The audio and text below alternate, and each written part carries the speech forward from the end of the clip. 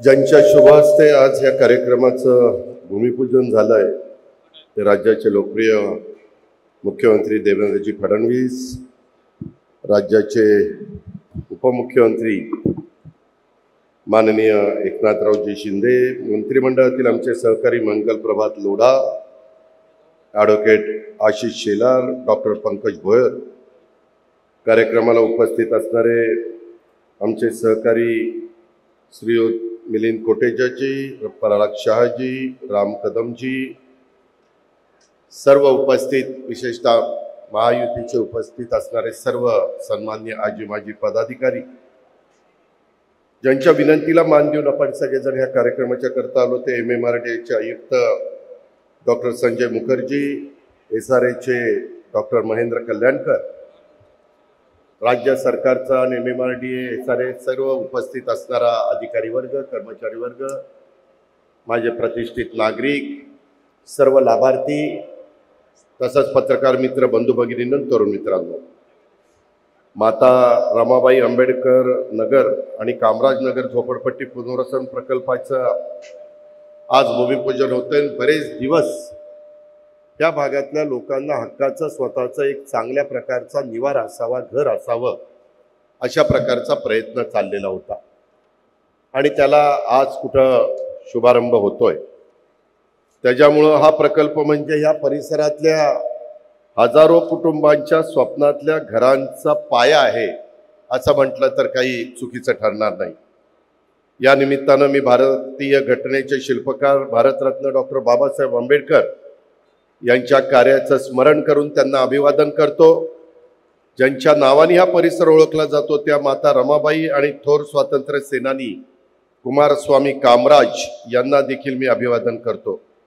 रमाई नगर आणि कामराज नगर हा परिसर म्हणजे केवळ झोपडपट्टीचा समूह नाही, तर ही जागा संघर्ष, आत्मसन्मान आणि जिद्दीचा साक्षीदार आहे. देशाची आर्थिक राजधानी असणाऱ्या मुंबईच्या विकासामध्ये इथल्या कामगार तसंच कष्टकरी बंधू भगिनींच्या श्रमाचा आणि घामाचा मोठा वाटा आहे. हा परिसर महाराष्ट्राच्या सामाजिक जागृतीचा, परिवर्तनाचा आणि चळवळीचा एक सशक्त अशा प्रकारचा केंद्रबिंदू राहिला. आता isakal.com आहे देशातील नंबर 1 ची मराठी न्यूज वेबसाईट. प्रत्येक अपडेटसाठी isakal.com ला नक्की भेट द्या.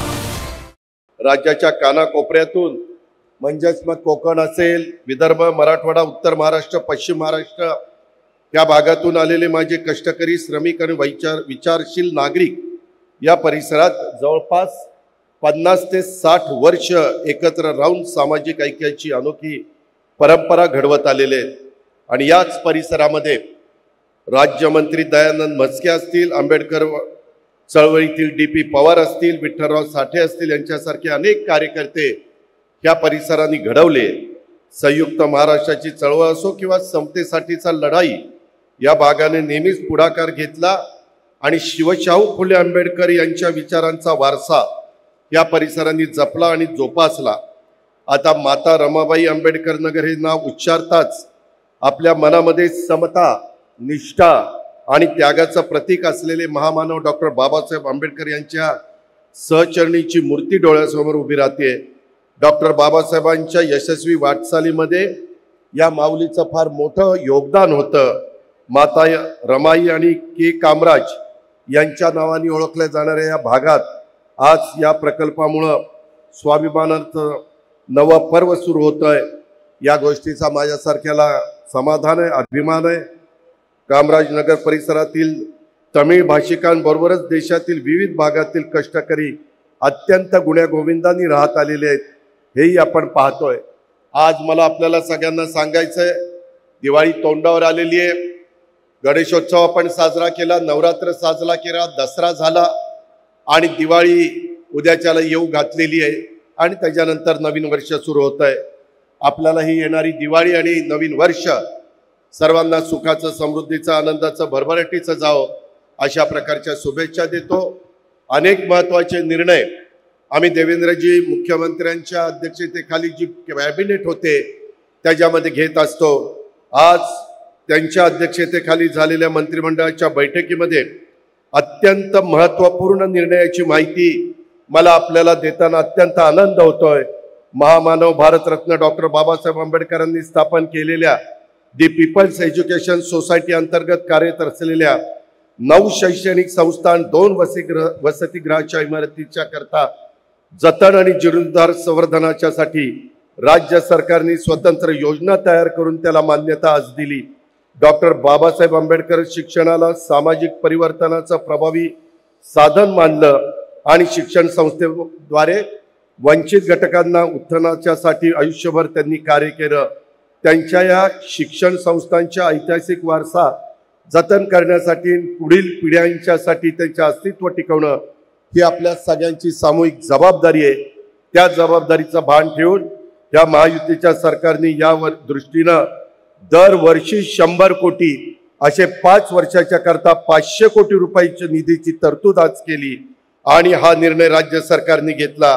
हा निर्णय भारतरत्न डॉक्टर बाबासाहेबांच्या कार्याला वंदन करणारा आणि समाजातल्या दुर्बल घटकांना बळ देणारा ठरणार आहे, हा विश्वास मी तुमच्या सगळ्यांच्या समोर व्यक्त करतो। या पुनर्वसन प्रकल्पाचं काम दर्जेदार व्हावं अशी माझी सूचना आहे। आपण बीडीडी चाळीचं केलेलं पुनर्वसन अत्यंत दर्जेदार झालंय आणि त्यामध्ये तशाच प्रकारचं काम रमाई आंबेडकर नगर आणि कामराज नगर झोपडपट्टी पुनर्वसन योजनेमध्ये झालं पाहिजे अशी अपेक्षा मी डॉक्टर संजय मुखर्जी आणि डॉक्टर महेंद्र कल्याणकर यांच्याकडनं व्यक्त करतो। त्याच्यामध्ये कुठल्याही परिस्थितीमध्ये एक स्मार्ट, शाश्वत आणि अत्याधुनिक तंत्रज्ञानावर आधारित नवीकरणीय झोपडपट्टी पुनर्वसनाचा एक आदर्श नमुना हा उद्याच्या काळामध्ये ठरला पाहिजे। MMRD आणि SRAनं संयुक्त भागीदारीच्या तत्वावर राबवण्यात आलेल्या या योजनेमुळे माझ्या झोपडपट्टीतील रहिवाशांचं जीवनमान उंचावेल, संपूर्ण परिसराचा विकास साधला जाईल। शाश्वत विकासाच्या तत्वावर आधारलेली ही योजना भविष्यातील झोपडपट्टी पुनर्वसन प्रकल्पाचं एक आदर्श नमुना ठरेल। या योजनेच्या अंमलबजावणीमुळे सर्व मुंबईकरांचे घराचे आणि झोपडपट्टी मुक्त महाराष्ट्र करण्याचं धोरण हे महाराष्ट्र शासनाच्या उद्दिष्टास गती प्राप्त होणार आहे। या योजनेची यशस्वी पूर्तता होण्याकरता भविष्यातील अशा अनेक योजना हे आपल्याला प्रेरणादायी ठरणार आहे।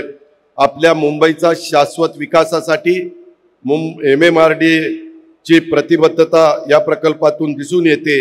हा प्रकल्प हा फक्त घर देण्यापुरता नाही तर श्रमाला सन्मान देणारा, सामाजिक न्याय साधणारा आणि मुंबईला झोपडपट्टी मुक्त करणारा आहे। माता रमाबाई आंबेडकर नगर आणि कामराज नगर पुनर्वसन योजना भविष्यातील सर्व झोपडपट्टी पुनर्वसन योजनांसाठी आदर्श ठरेल असा विश्वास मी आजच्या निमित्तानं व्यक्त करतो। आणि ह्या एकंदरीत उभारणीमध्ये किंवा हे सगळे झोपडपट्टी खाली करण्यामध्ये लोकांचं त्यांच्यामध्ये परिवर्तन करण्याच्यामध्ये ज्यांनी योगदान दिलं त्या सर्व सहकाऱ्यांना मी मनापासून धन्यवाद देतो। तुमच्या सगळ्यांचा हातभार लागला म्हणून हे शक्य झालेलं आहे, हे कदापि आम्ही विसरू शकत नाही।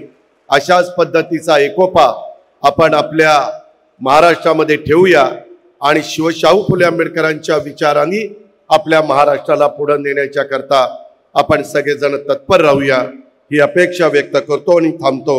धन्यवाद। जय हिंद, जय महाराष्ट्र। देश विदेशातील प्रत्येक घडामोडींचे लाईव्ह अपडेट मिळवण्यासाठी आता साम टीव्हीच्या सर्व सोशल मीडिया प्लॅटफॉर्मला लाईक, फॉलो आणि सबस्क्राईब करा। तसंच सर्व नोटिफिकेशनसाठी बेल आयकॉन प्रेस करायला विसरू नका।